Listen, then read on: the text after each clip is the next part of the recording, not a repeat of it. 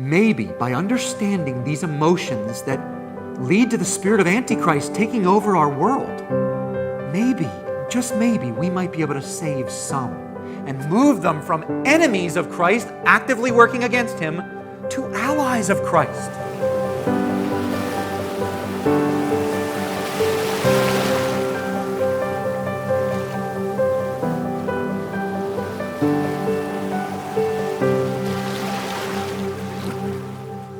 So we need to talk about emotion for just a little bit. Emotion, our English word emotion, take a look on the screen, comes from a Latin word which means to move. Let's just start at square one so we're all on the same page. Emotion just means to move. So when we say, oh, that was so moving, it moved me to tears, or it moved me to laughter, or it moved me to frustration, or it moved me to joy or anger, that's what we're saying. Emotion just means something happened where first? Here. Something happened in my mind that moved in my heart. But emotion begins in the mind. Americans, we think, no, emotion is a heart thing. No, it isn't. Emotion begins in the mind. Here's my definition based on what I know from the Scriptures of what emotion is. Emotions are the feelings, look on the screen, of the mind. And you say, feelings don't happen in the mind. Yes, they do, according to God. They're the feelings of the mind, and they're the equivalent of what physical sensations, like this is a sensation, are to the body. Something happens first in the mind, and then it causes me to feel something in my spirit.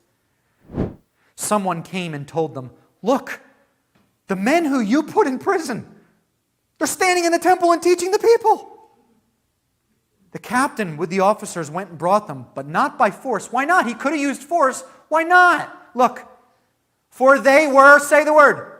Afraid. What are you afraid of? You're afraid of being stoned by the people. And this is the chief driving emotion of all who oppose Christ. It's fear. While the apostles, just picture this, would you? Here are these fishermen standing in the temple, preaching fearlessly, and they know we're being threatened with death. And here comes this other group, and they're cowards, and they won't even arrest them using force. Well, what if they stone me? Do you see the comparison between the two? Fearless fishermen preaching boldly, driven by something that's making them do that, some emotion. And here's this other camp driven by something, and they're like, please come quietly so that we don't have to arrest you using force. They're moved by something. And here's where, oh boy, this is going to get interesting.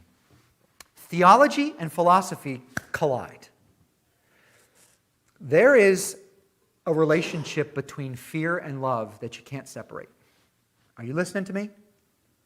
Both groups, the apostles, who were preaching fearlessly, and these Jewish authorities, who were acting like cowards and motivated by fear, they're both being moved by the same emotions, fear and love.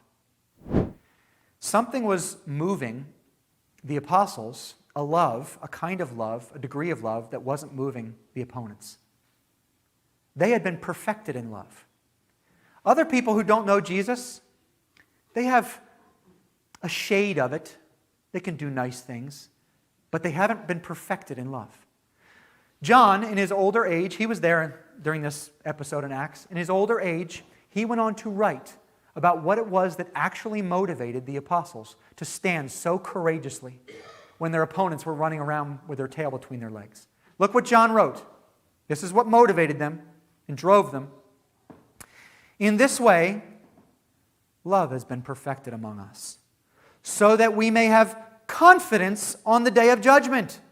For in this world we are just like him. Fear of death and judgment is what was driving these opponents. It drives every single person that does not know Jesus. Fear of death because what's going to happen after death? I've got to face the one who made me, and I don't know what's going to happen. The apostles could stand in the temple because they knew exactly what was going to happen after they died. Was judgment coming for them? No, judgment already came, and it landed on Jesus. So John continues, there's no fear in love. Perfect love drives out fear. Because fear involves punishment. That's how they did it. The one who fears has not been perfected in love. These boys in Acts chapter 5, they were running around scared, letting men tell them what they should do because they didn't know love. John finishes like this. We love because he first loved us. We're driven, we're moved by what drove him. That's what it means to be moved by the Holy Spirit and not by a different spirit. Just like jealousy, the opposing force that drives the soldiers of Christ and separates us from the rest of the world, is the spirit of love. Love first for God and His Son, then love for God's Son's bride, and then love for those who are lost. Those are the driving things that enable us to stand up in the face of fear. It's love. This is what separates those who are filled by the Holy Spirit and those who are filled by the spirit of Antichrist.